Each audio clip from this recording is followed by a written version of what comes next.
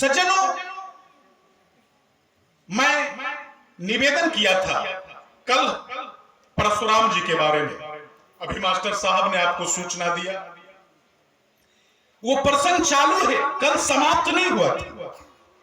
सज्जनों, जिस व्यक्ति ने अपने जीवन में ईश्वर का डर स्वीकार कर लिया, उसे संसार में किसी और से डरने की आवश्यकता नहीं रह जाए।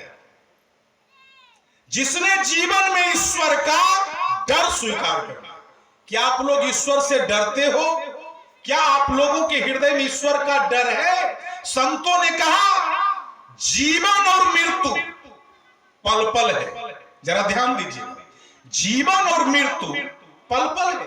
सांस का आना जीवन है और सांस का जाना मृत्यु है।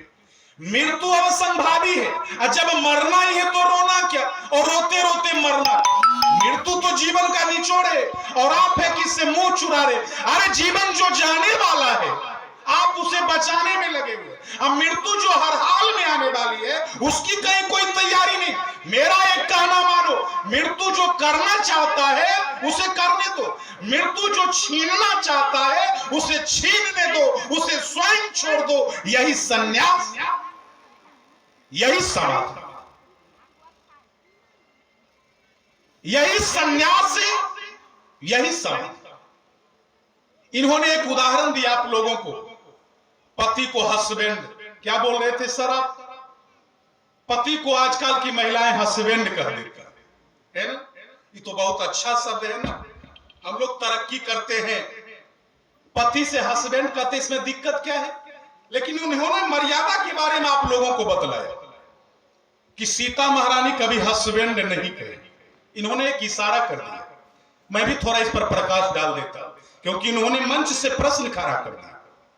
हस्बैंड कहने में क्या गुनाह है? क्या कोई गुनाह है? लेकिन जानते हैं एक पति का परिचय कैसे दिया जाता है? चूंकि इन्होंने मंच पर से यह प्रश्न खड़ा किया, तो मैं निवेदन कर रहा हूं। सज्जनों, पूछा जाता है सीता महारानी से, ये दोनों आपके कौन है? अरे आजकल की महिलाएं, आजकल की जो महिलाएं होती है, यदि उससे पूछा जाए कि आपके कौन है, तो आज कोई महिला ये नहीं कहती है कि हमारे पति। एक महिला नहीं कहेगी अपने पति के बारे में ये पति है, वो डायरेक्ट कहती है ये हमारे हस्बैंड। आपका भी नंबर आएगा, हंसते क्यों हैं? हस्बैंड से यदि पूछ दिया जाए पत्नी के बारे में कि ये कौन है, तो कोई हस्बैंड भी नहीं कहता कि मेरी पत्नी, वो भी कहता कि मेरी वाइफ। तो दोनों का तो भाषा बिगड़ गया ना। लेकिन जब सीता महारानी से ये पूछा जाता है ये आपके कौन है, तो सीता महारानी अपने पति का परिचय कैसे देती है? बहुरी बदाना विधु अंचल ढाकी, बहुरी बदाना विधु अंचल ढाकी, पिएता न चितया भौह करी बाकी। सज्जनों, सीता महारानी घूंघट डाल लेता। एक पति का परिचय कैसे दिया जा रहा है? अरे जीवन में ये रामचरितमानस का जिसने पाठ कर लिया, पालन कर लिया, ये रामायण क्या है? पूजने के लिए नहीं, घर में केवल रखने के लिए नहीं, ये रामायण हमारे जीवन की दिव्य गाथा है। ये हमारे जीवन का चरित्र है। सज्जनों,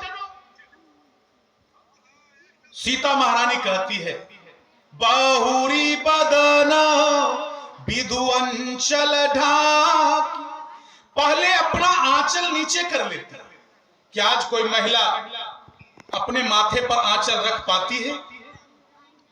अभी रखने से क्या फायदा होगा? अभी मत, हमारे सामने में आप लोग बिल्कुल अनुयायी मत बन जाइए मेरे। तुरंत में प्रभावित मत होइए। बाद में ऐसा कीजिएगा कि आंचल रखना है। वो तो जो होता है वो मैं मानस का, मैं डायरेक्ट किसी पर प्रहार नहीं करता। कोई महिला भी माथे पर आंचल रखना समझती है कि ये तो पिछड़ापन है ना। अरे देखिए, सीता महारानी पहले माथा ढक लेती, पल्लू नीचे गिराती है, पति का परिचय देना, नाम नहीं बोलती है कि ये हमारे पति, ये कभी नहीं कहेगी।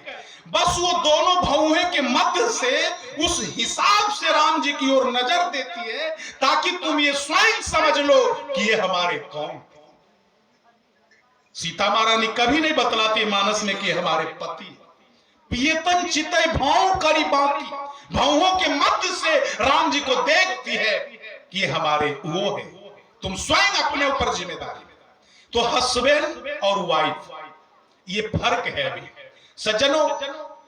पत्नी, वाइफ, धर्म पत्नी, तीनों में कितना अंतर है सज्जनों। पत्नी का मतलब होता है जो अपने पति को पतन के रास्ते से बचा दे, वो पत्नी। धर्म पत्नी जो अपने पति को धर्म की ओर पहुंचा दे, वो धर्म पत्नी। और वाइफ जो अपने पति के लाइफ को समाप्त कर दे, वो वाइफ। लाइफ को समाप्त कर दे मतलब जब तक विवाह नहीं हुआ है तो माता पिता सब कुछ है, और जब विवाह हो गया तो माता पिता जीरो हो गए। यही हुआ, लाइफ समाप्त हो जाए। ये तो हमारे जीवन की हंसी है ना, जो पति के लाइफ को समाप्त कर। अब पति भी नहीं कहता कि ये मेरी पत्नी, वो भी कह देता ये मेरी वाइफ। तो वाइफ यही है जो पति के लाइफ को समाप्त कर। तो हमें लोग कहते कि कन्हैया जी हस्बैंड का मतलब क्या होता है, तो मैंने कहा बारात पार्टी में जो हंस हंस कर बैंड बाजा बजाता है ना, उसे हस्बैंड कहा जाता है। इसे आप अन्यथा न लेंगे, लेकिन हम लोग अंग्रेजियत में कहां जा रहे हैं, अपने संस्कृति को कहां छोड़ रहे हैं, ये हमें स्वयं मालूम। तो इन्होंने जो प्रश्न किया था मैंने उस पर प्रकाश दिया। चले हम लोग अपनी प्रश्न की ओर। तो मैं निवेदन कर रहा था, यदि हमारा मन क्षण भर के लिए सत्संग में लग जाए, सत्संग की ओर चला जाए, तो हमारा जीवन कृतार्थ हो जाए। जानते हैं ये तो 5 दिन का आयोजन है, हम लोग तो इसमें अपने जीवन का उद्धार कर सकते हैं। ये निर्भर हमारे ऊपर करता है। 5 दिन का आयोजन है। आप लोग जो यहां पर हाजिरी लगा रहे हैं, बैठे हुए हैं, इसका कितना पुण्य है, इसका कितना लाभ है। सज्जनों, आप लोग भगवान के व्यास गद्दी के सामने व्यासाय विष्णु रूपाय, साक्षात विष्णु के सामने आप लोग हाजिरी लगाए। ये बड़े सौभाग्य की बात, ये सबको नसीब नहीं हो सकता। तो सज्जनों, क्षण भर का सत्संग। एक गांव में एक मजदूर संत रहता था, मजदूरी करता था लेकिन संत था। संत वो इसलिए था कि वो उसी की मजदूरी करता था जो उसे राम कथा सुना दे या उसके मुंह से सुने। प्रारंभ में ही शर्त रख देता था, तो मजदूरी करता था और नहीं तो उसका काम नहीं करता। एक दिन वो अपने बाजार में टहल रहा था तो एक सेठ जी आए और उन्होंने कहा कि उस गांव चलना है, लौगान, और ये घी का पात्र है, ये पात्र अपने सिर पर के लेकर के चलो, पहुंचा दो, जो मजदूरी होगा दे देंगे। उस दिन वो थोड़ा जल्दी में था, शर्त करने की बात भूल गया। बीच रास्ते में भगवान की कृपा हुई, उसे अपनी शर्त वाली बात याद आ गई। तो उसने घड़ा नीचे रख दिया, घी का घड़ा, और उसने कहा देखिए मेरा नियम है कि मैं उसी का मजदूरी करता हूं जो मुझे सत्संग सुनावे या मेरे मुंह से सुने। तो आप तय करो कि सत्संग सुनाओगे या मेरे मुंह से सुनोगे। तो सेठ ने सोचा कि रास्ते में तो कोई दूसरा मजदूर मिलेगा नहीं, चलो इसे ही गछ लेता हूं, इसे ही कह देता हूं कि तुम ही सुनाओ। तो सेठ ने कहा तुम ही सुनाओ, हम सुनेंगे। हाँ भी बीच में करेंगे। वो बेचारा सुनाना शुरू कर दिया। मजदूर संत के मुंह से सत्संग की धारा बह